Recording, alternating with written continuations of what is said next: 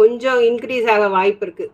இதை விட இன்னும் கொஞ்சம் இன்க்ரீஸ் பண்ணி இருக்கிறேன்னா எவ்வளோ வரும் அப்படின்றது தான். இப்போ பிஹெச்சி நம்பர் 1ல் இருக்குது. அதில் பார்த்தீங்கன்னா 8,50,000 பர் இயர் கட்ட வேண்டியிருக்கும். கேஎம்சிஹெச்சில் 8,28,000. இதெல்லாம் இந்த போன வருஷத்தை வச்சு போட்டிருக்கேன் நான். இந்த வருஷம் கொஞ்சம் ஸ்லைட்டாக அதிகரிக்கலாம், குறைய வாய்ப்பு இல்லை. விற்கிற விலைவாசியில் நம்ம வந்து அதிகரிக்கலாம். கொஞ்சம் காசு வந்து இதுக்கு ரெடி பண்ணி வச்சுக்கோங்க.